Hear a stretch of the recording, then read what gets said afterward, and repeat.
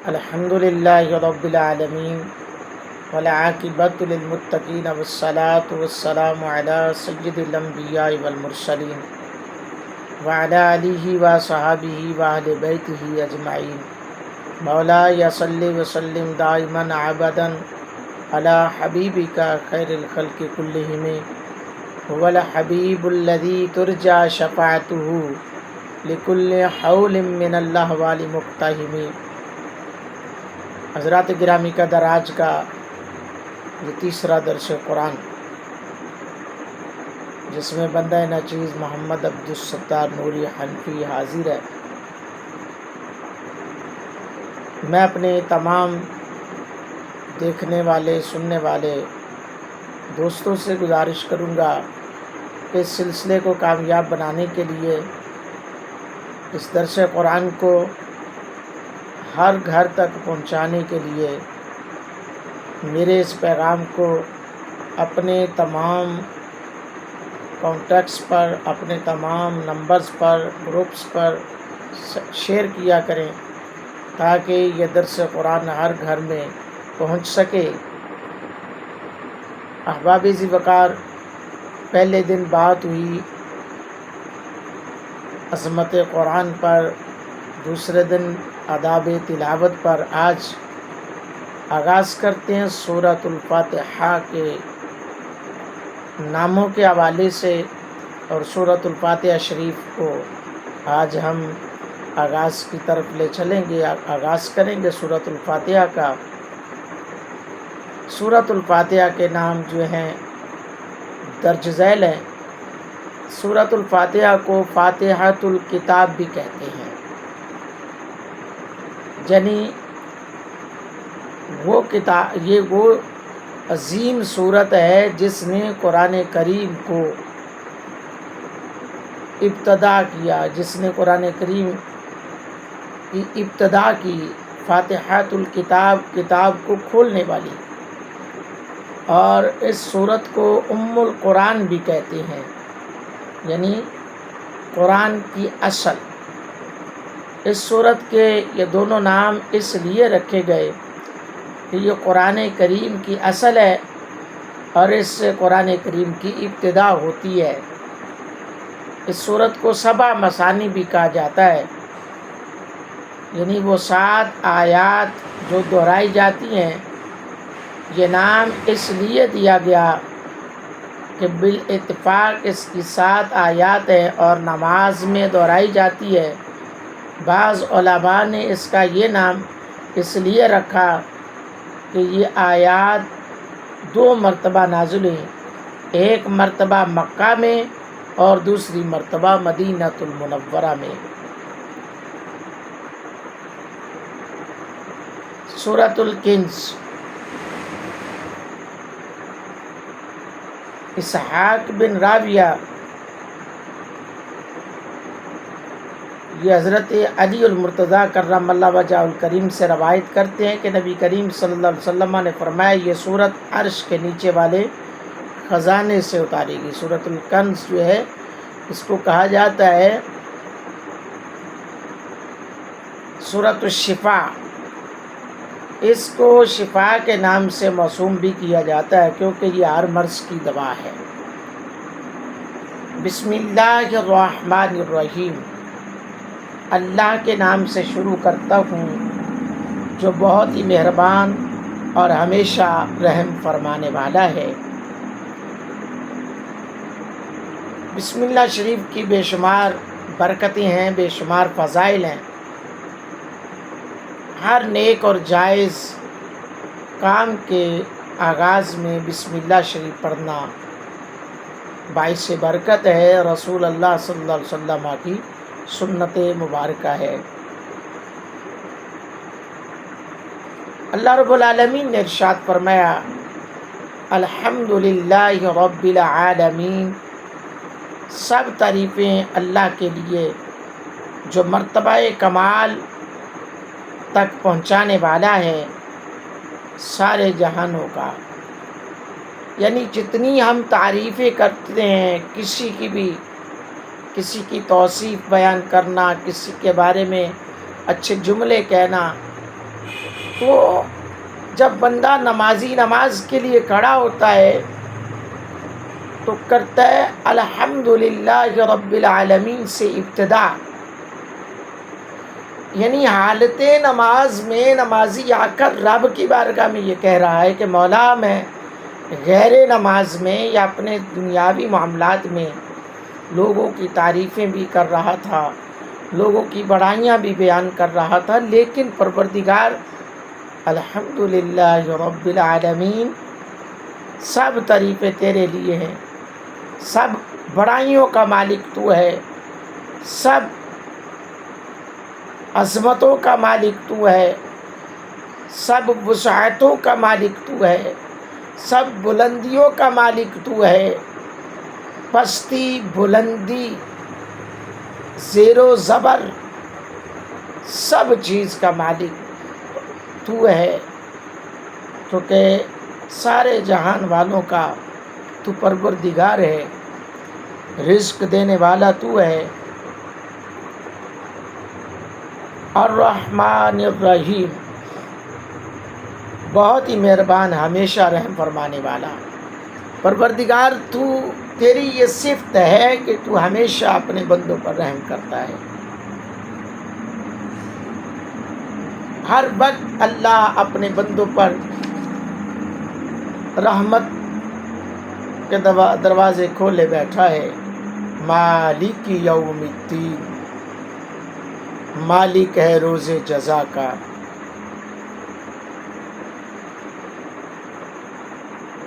مالک یوم الدین، قیامت کے دن کا مالک ہے، روز جزا کا مالک ہے۔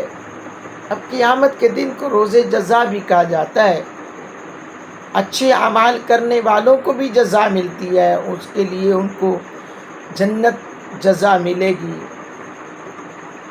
لیکن برا اعمال کرنے والا، بد عقیدگیاں پھیلانے والا، اللہ اور اس کے رسول کی مخالفت کرنے والا، اس کو بھی اس دن پتہ چلے گا کہ میں نے رب کی آیات کو جھٹلایا تھا تو میرے ساتھ آج کیا ہو رہا ہے۔ میں اللہ جل شانہ کے قرآن کو جھٹلاتا تھا، رسول اللہ صلی اللہ علیہ وسلم کی تعریف و توصیف نعت کا منکر تھا، حضور کی صفات کا منکر تھا، حضور کے معجزات کا منکر تھا، حضور کے کمالات کا منکر تھا، تو میرے ساتھ آج کیا ہو رہا ہے۔ آج مجھے پتہ چلا ہے کہ حضور کا شان کیا تھا، حضور کی عظمت کیا تھی، حضور کا مقام کیا ہے۔ ایاک نعبد و ایاک نستعین، ہم تیری عبادت کرتے ہیں اور تجھی کو پوجتے ہیں، تجھی سے مدد مانگتے ہیں، تیری عبادت کرتے ہیں، تجھی سے مدد مانگتے ہیں۔ مولا، دنیاوی معاملات میں کسی سے کوئی کام مجھے پڑ گیا، کسی سے کوئی کام پڑ گیا، اب حالت نماز میں جب قرآن پڑھنے والا قاری قرآن قرآن کو کھولتا ہے، سورۃ الفاتحہ پڑھتا ہے، تو وہ رب کی بارگاہ میں التجا ہوتا ہے، مولا اگر کوئی ایسا جملہ میں بول بیٹھا یا کوئی ایسا انجانے میں کسی سے مدد مانگی تو کوئی اگلا یہ سمجھ بیٹھا کہ حقیقی مددگار میں ہوں، یا میرے جملوں میں، میرے الفاظ میں ایسا کوئی جملہ نکل گیا، تو مولا ایاک نعبد و ایاک نستعین، پروردگار عبادت کے لائق تو تو ہی ہے۔ عبادت کس چیز کو کہا جاتا ہے؟ انتہائی درجے کے خضوع اور خشوع اور انکساری کو عبادت کہتے ہیں۔ یعنی عبادت کیا ہے؟ انتہائی عجز و انکساری اپنے اندر لا کر اور عجز و انکساری کے ساتھ رب کے حضور گردن کو جھکا دینا، رب کے ذکر سے اپنی زبان کو تر رکھنا عبادت کہلاتا ہے۔ اہدنا الصراط المستقیم، چلا ہم کو سیدھے راستے پر۔ اللہ اکبر، کیسا سیدھا بندہ، قرآن پڑھنے والا، نماز پڑھنے والا رب سے التجائیں کر رہا ہے، سیدھے راستے پر مولا چلا دے۔ ہدایت کا مفہوم مہربانی اور لطف کے ساتھ رہنمائی کرنا، یعنی ہدایت مہربانی، لطف، محبت کے ساتھ رہنمائی کرنا ہدایت کہلاتا ہے۔ اللہ فرمایا صراط الذین انعمت علیہم غیر المغضوب علیہم ولا الضالین، راستہ ان لوگوں کا جن پر تو نے انعام فرمایا، نہ ان کا جن پر غضب ہوا اور نہ گمراہوں کا۔ صراط الذین انعمت علیہم، اس آیت کا صراط پہلے صراط کا بدل کل ہے، یعنی اہدنا الصراط، اللہ سیدھا راستہ چلا، اس صراط کا بدل کل اور اس کا فائدہ اور تاکید اور اس بات پر نص قائم کرنا ہے کہ انعام یافتہ لوگوں کا راستہ ہی سیدھا راستہ ہے، مستقیم ہے۔ الذین انعمت علیہم سے مراد وہ تمام نفوس قدسیہ ہیں جنہیں اللہ تبارک و تعالی نے ایمان و اطاعت پر ثابت اور مضبوط رکھا، یعنی انبیاء کرام ہیں، صدیقین ہیں، شہداء ہیں، صالحین ہیں۔ حضرات کرام قدر، سورۃ الفاتحہ یہ عظیم سورت، اس کی عظمت پہ قربان جائیں۔ حضرت ابو ہریرہ رضی اللہ تعالیٰ عنہ سے مروی ہے کہ رسول اللہ صلی اللہ علیہ وسلم نے فرمایا، قسم ہے اس ذات کی جس کے قبضہ قدرت میں میری جان ہے، سورہ فاتحہ جیسی سورت تورات، انجیل، زبور میں نازل نہیں ہوئی۔ یہ 7 آیتیں ہیں جو اللہ تعالیٰ نے مجھے عطا فرمائیں۔ اس حدیث کو امام ترمذی نے بھی روایت کیا اور اسے حسن صحیح کہا ہے۔ اور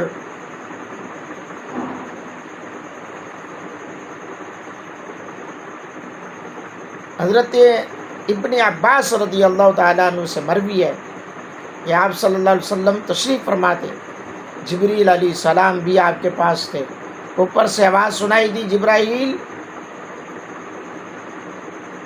تو جبرائیل علیہ السلام نے آسمان کی طرف دیکھا اور کہا آسمان کا ایک دروازہ کھلا ہے جو کبھی نہیں کھلا تھا، اور فرمایا اس سے ایک فرشتہ اترا ہے، وہ نبی کریم صلی اللہ علیہ وسلم کے پاس آیا اور کہا حضور مبارک ہو 2 نوروں کی جو آپ کو عطا ہوئے، آپ صلی اللہ علیہ وسلم سے پہلے کسی نبی کو عطا نہیں ہوئے، فاتحۃ الکتاب اور سورۃ البقرہ، یعنی سورۃ الفاتحہ اور سورۃ البقرہ کی آخری آیات، اس کا جو حرف تم پڑھو گے وہ تمہیں عطا کیا جائے گا، یعنی سورۃ الفاتحہ کے الفاظ کو پڑھتے جاؤ گے، اللہ ان کا انعام، ان کا بدلہ، ان کی جزا جو ہے وہ عطا فرماتا جائے گا۔ حضرت عبداللہ بن جابر رضی اللہ تعالیٰ عنہ سے مروی ہے، رسول اللہ صلی اللہ علیہ وسلم نے فرمایا، میں تمہیں قرآن کریم کی بہترین صورت پر آگاہ نہ کروں جو قرآن کریم میں نازل ہوئی؟ میں نے عرض کی ضرور یا رسول اللہ صلی اللہ علیہ وسلم۔ آپ صلی اللہ علیہ وسلم نے فرمایا فاتحۃ الکتاب، اور یہ بھی ساتھ آپ فرماتے ہیں کہ میرا یہ گمان ہے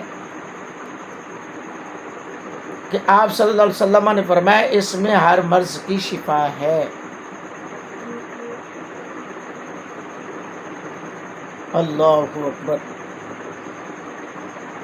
اور یہ بات حقیقت ہے کہ سورۃ الفاتحہ میں ہر مرض کی شفا ہے، اور جو سورۃ الفاتحہ کو شفا کے لیے پڑھتا ہے، کسی مرض کے لیے پڑھتا ہے، 7 مرتبہ پڑھ کر اس پہ دم کر کے پانی پیتا ہے، اللہ تعالیٰ اس کو شفا عطا فرما دیتا ہے۔ حضرت ابو سعید خدری رضی اللہ تعالیٰ عنہ سے مروی ہے کہ فاتحۃ الکتاب زہر کے لیے بھی شفا ہے، یعنی زہر کے لیے بھی یہ سورۃ الفاتحہ شفا ہے۔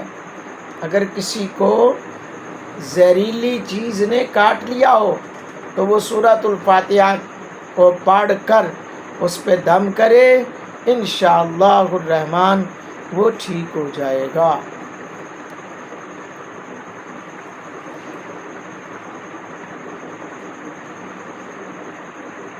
حضرت ابو سعید رضی اللہ تعالیٰ عنہ سے مروی ہے کہ ہم ایک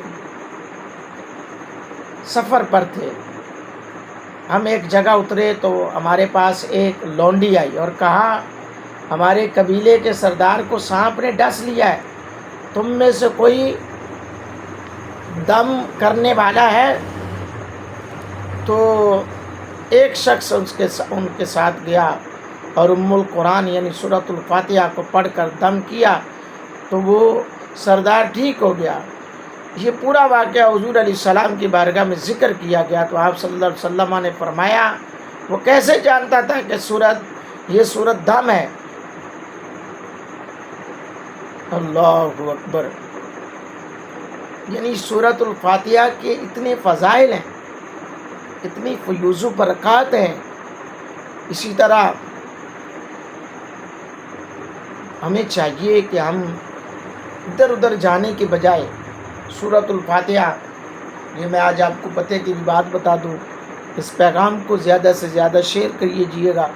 کسی کو کوئی بھی مسئلہ ہے، بخار ہے، سر درد ہے، سر درد کے لیے سورۃ الفاتحہ آپ پڑھتے جائیں، الحمدللہ رب العالمین، آہستہ آہستہ یہ ہاتھوں کی انگلیاں آپ لیتے ہیں اور ساتھ سورۃ الفاتحہ پڑھتے جائیں، اور جب ولضالین پر آئیں اور یہ ہاتھ ولضالین پر یہ ساتھ ملا دیں، اسی طرح یہ 3 مرتبہ دم کرنے سے جتنا بھی سخت درد ہوگا انشاءاللہ عز و جل وہ درد سر جو ہے وہ ختم ہو جائے گا۔